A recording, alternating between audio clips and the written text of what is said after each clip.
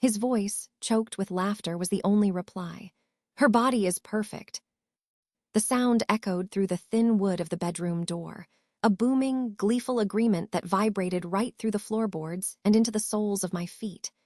I stood frozen in the upstairs hallway, my hand hovering just inches from the bathroom doorknob. My name had been a hook, pulling me out of my quiet retreat. One of his friends had been talking about me, about the shorts I was wearing earlier, about my body. I'd caught the tail end of it, the crude assessment of my fat ass and nice boobs. Then came the punchline, the part that made the air in my lungs turn to ice. But she's a butterface without makeup. I waited. I held my breath, listening for Alex to defend me, to shut it down with the easy authority he projected to the world. A simple, "Hey, don't talk about her like that," was all it would have taken. Instead, there was only his laugh. That deep, rolling laugh I used to love, now twisted into something ugly and sharp. In that single, gut-wrenching moment, he didn't just co-sign the insult, he confirmed my greatest fear. To him, I wasn't a whole person. I was a collection of parts, a prop for his life. My body was perfect. But my face, my identity, the very thing that made me asterisk me, was a joke he was happy to share.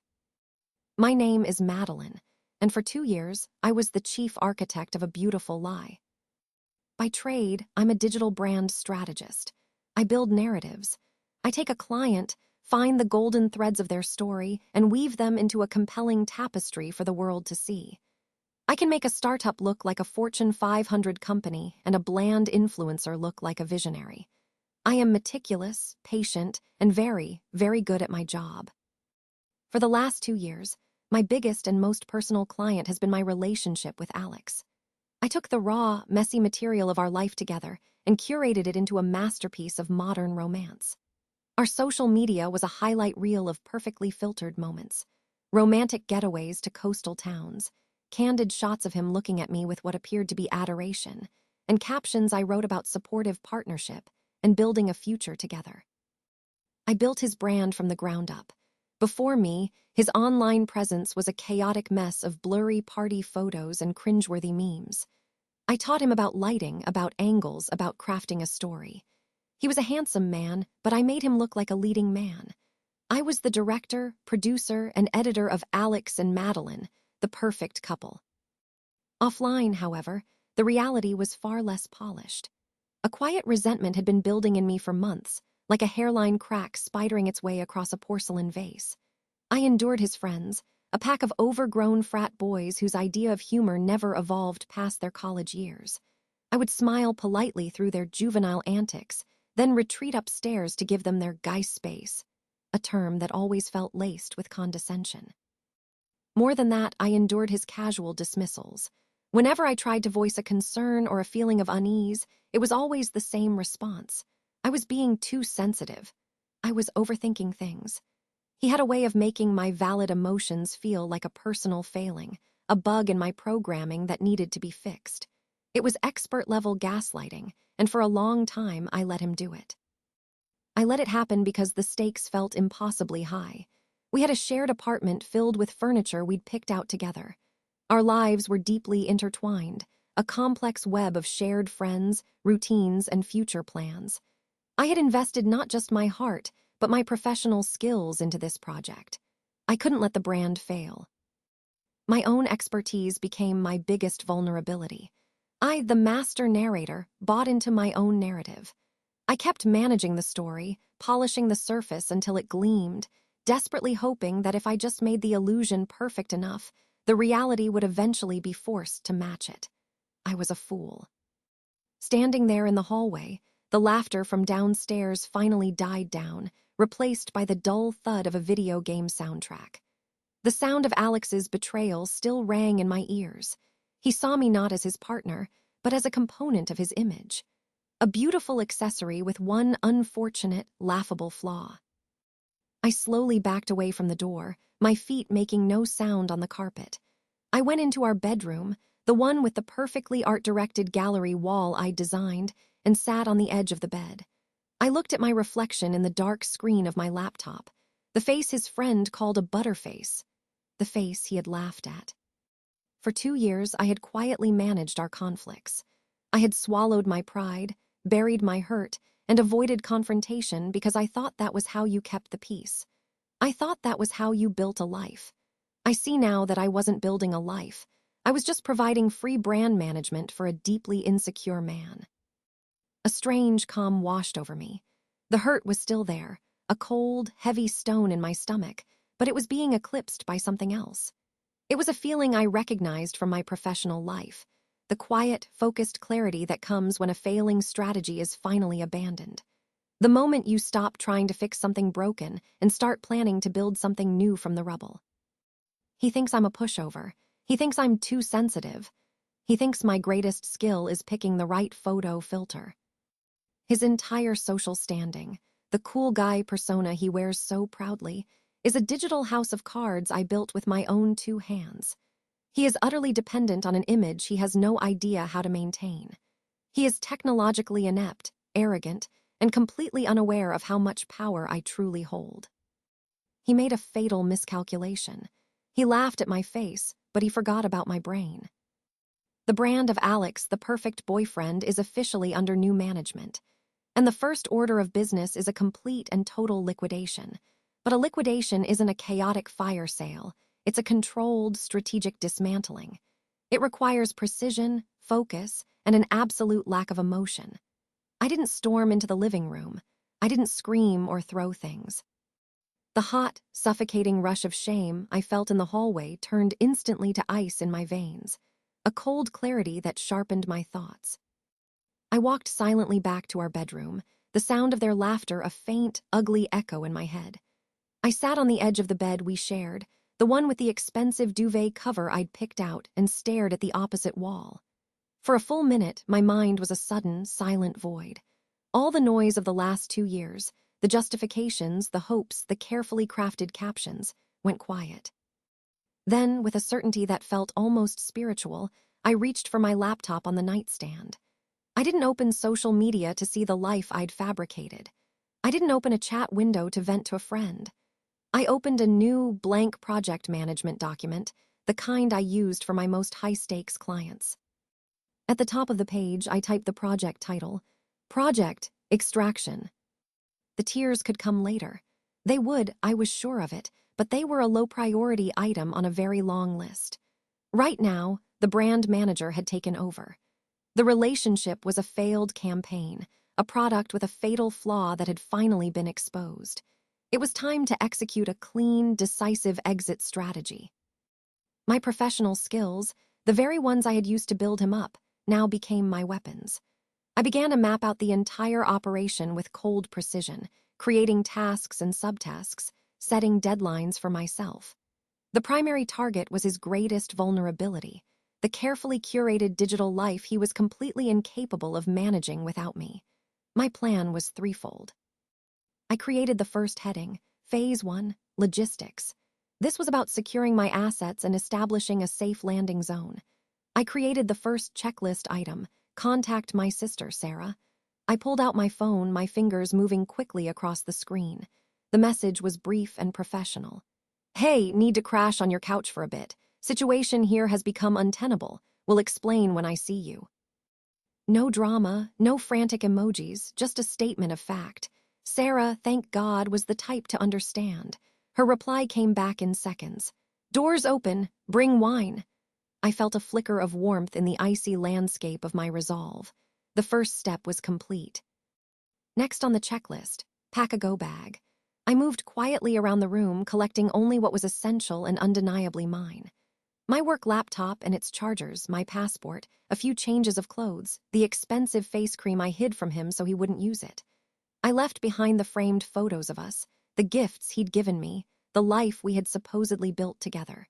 They were props from a shuttered production, and they no longer belonged to me. The final, most critical task in Phase 1 was financial. I typed, transfer personal funds. I was the one who managed our joint account, a fact he loved to boast about to his friends as proof of how much I trusted him.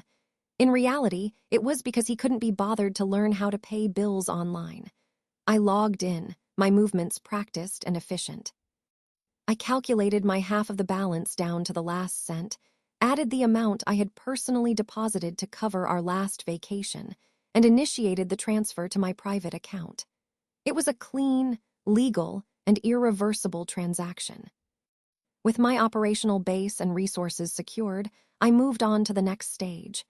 I created the second heading, Phase 2, Digital Disengagement. This was my battlefield, the place where I would dismantle the illusion I had so painstakingly created. I started with the most tedious task, untagging myself. For over an hour, I went through years of social media posts. Every smiling photo from a rooftop bar, every picturesque vacation shot, every heartfelt anniversary post I had written for him to copy and paste. Click, untag, click, untag. Each action was a small, satisfying snip, cutting the threads that bound my identity to his. I was surgically removing myself from his history, turning his timeline from a story of us into a story of him with a now anonymous woman.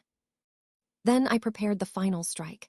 I went to every platform, Instagram, Facebook, even the professional networking site where I'd helped him build his profile. On each one, I navigated to his profile and his friends' profiles. I pulled up the block function for every single one of them. I didn't click it yet. That would come later. This was about queuing up the action, loading the cannons for a perfectly synchronized volley. They would all be fired at the exact same moment.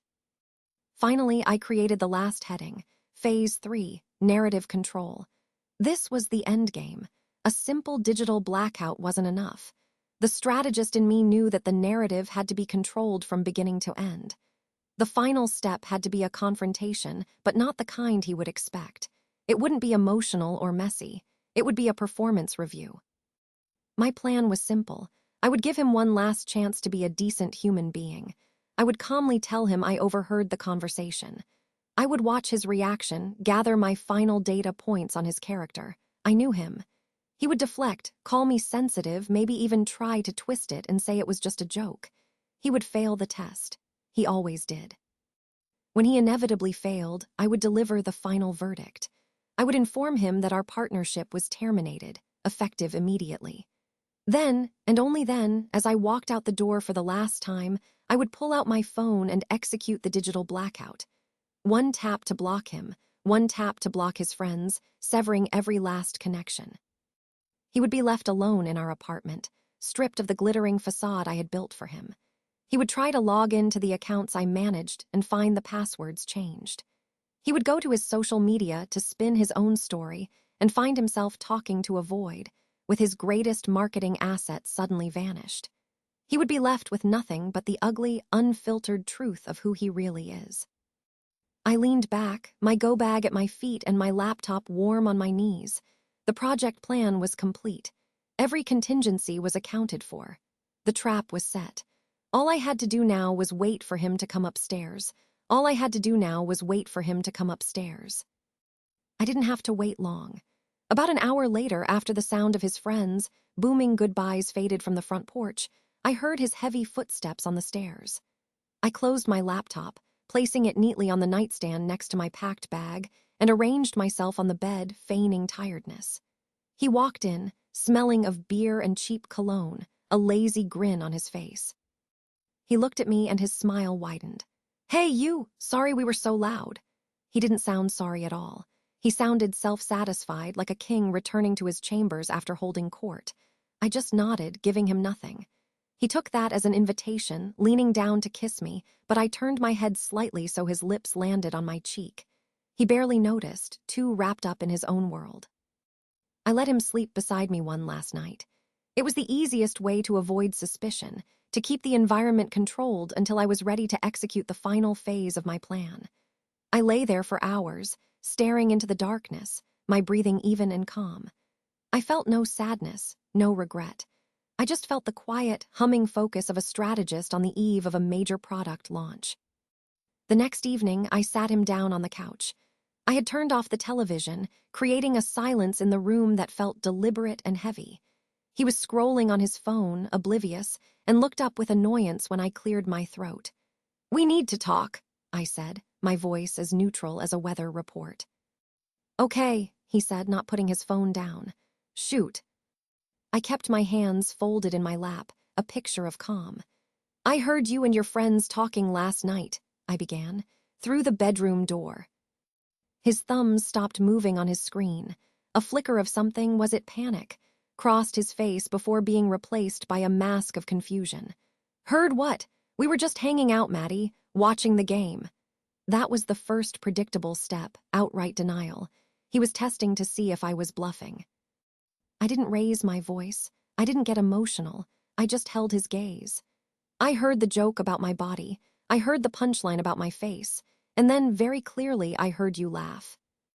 The denial evaporated, replaced by the next stage of his defense, deflection and attack. He finally put his phone down, leaning forward with a look of mock concern. Seriously, you were eavesdropping on us? That's a little weird, don't you think? He was trying to make asterisk me the one in the wrong. I was walking to the bathroom, Alex. The door was closed, but you weren't exactly whispering. He scoffed, shaking his head as if I were a child having a tantrum. This is when he deployed the twist, the classic gaslighting maneuver designed to make me question my own reality. Wow, you must really be into my friends if you care so much about what they think, he smirked.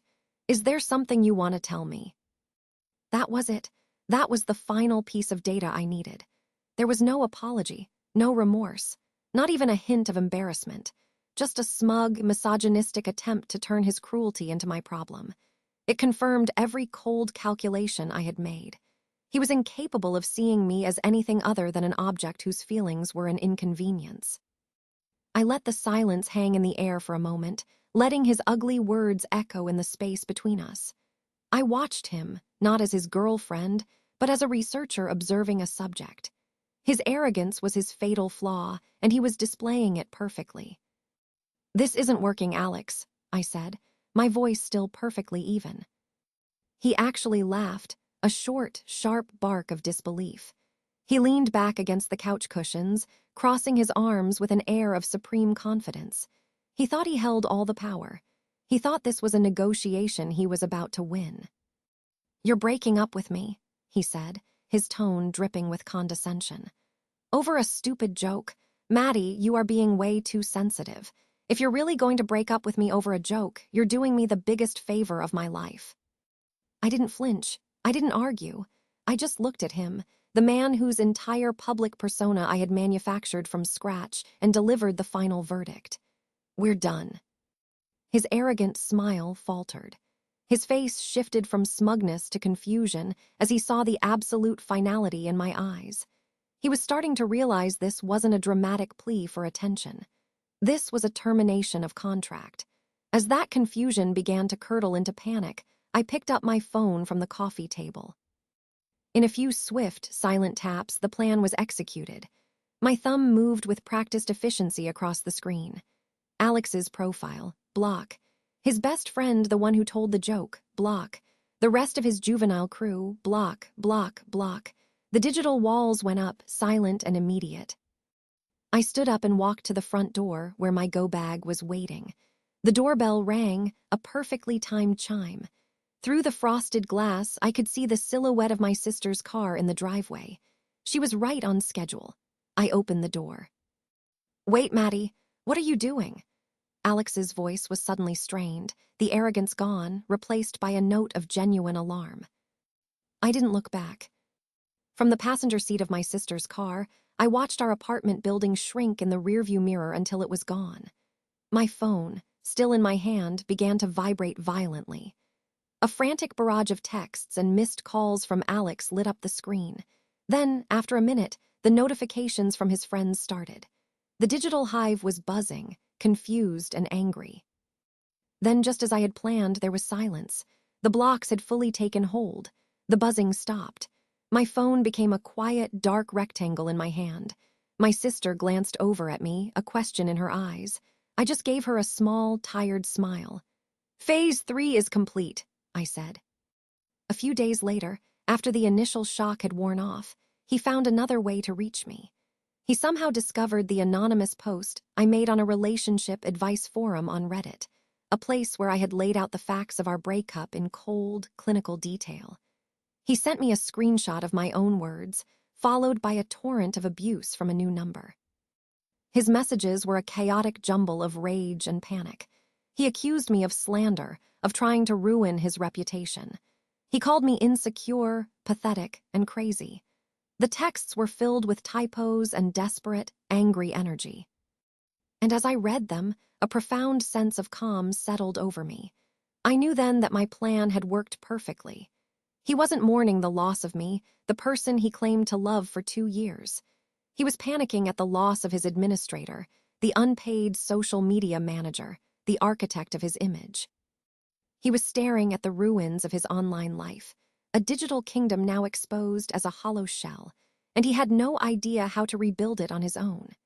He was staring at the ruins of his online life, a digital kingdom now exposed as a hollow shell, and he had no idea how to rebuild it on his own. And as it turns out, he never learned how. 6 months have passed since I executed Project Extraction. My life is quiet now, and for the first time in years, it feels entirely my own. The constant, low-level hum of anxiety that came with managing his image and suppressing my own feelings is gone. In its place is a calm, steady silence that I am learning to cherish. I took the biggest risk of my career and launched my own freelance brand strategy business. I work from a small, sunny office I set up in my new apartment, a place that feels like a sanctuary. My business is thriving, not because I'm creating flashy illusions, but because I made one non-negotiable rule for myself and my clients. We only build authentic narratives. My clients are small business owners, artists, and writers who have a genuine story to tell. I help them find the golden threads of their truth and weave them into something beautiful and strong. There are no fake candids, no plagiarized captions, no building a person up to be something they are not. My work finally feels meaningful, and the success that has followed is infinitely more satisfying than any number of likes on a fabricated post. My sister, Sarah, and I are closer than ever. She was my escape route that night, the steady hand that guided me away from the wreckage. Now, she's my most trusted advisor and my favorite person to share a bottle of wine with on a quiet Tuesday night. We don't talk about Alex much anymore. There's no need. We're too busy building our own real, offline lives. Then, last week, my friend Jessica was over. Out of a morbid curiosity I couldn't quite bring myself to admit I had, I let her show me Alex's social media profile. She held out her phone with a wince, as if showing me a car wreck. "You have to see this," she said, her voice a mix of pity and disbelief. "It's something." It was a disaster, a complete and utter train wreck. The polished, sophisticated brand I had built for him was gone, replaced by the digital equivalent of a dumpster fire. His feed was a cringeworthy mix of blurry, poorly lit nightclub photos where he was posing with a vacant expression, trying desperately to look important. The thoughtful captions were gone, replaced by single-word entries like vibes or a string of nonsensical emojis. Worse than the bad photos were the memes he shared. They were a window into his true, unfiltered self, a pathetic collection of bitter, misogynistic jokes about women, money, and relationships. It was the kind of content a perpetually insecure teenager would post, not a grown man. Without my curation, without my guiding hand, his raw arrogance and deep-seated insecurity were on full public display. Jessica scrolled down, showing me the comments on his posts. His follower count had plummeted. The engagement was a joke. The only people interacting with his content were the same handful of friends from that night, leaving comments like "savage" or "my guy" on his most offensive posts. He had lost his social standing because the man behind the curtain had been revealed, and he was nothing more than a cheap fraud. I looked at the screen, at the pathetic digital ghost of the man I thought I would build a life with, and I felt nothing. No anger, no sadness, not even a flicker of satisfaction. It was like looking at the final report of a failed campaign, a clinical assessment of a brand that had imploded due to a fundamentally flawed product. My peace of mind is the ultimate victory. My success is not measured by his failure, but by the quiet contentment I feel when I lock my office door at the end of the day. It's in the easy laughter I share with my sister and the pride I take in work that is honest and real. I spent 2 years meticulously managing someone else's broken narrative, sacrificing my own truth in the process. Now I'm finally writing my own story. I am the client, the strategist, and the author. And this story is just getting started.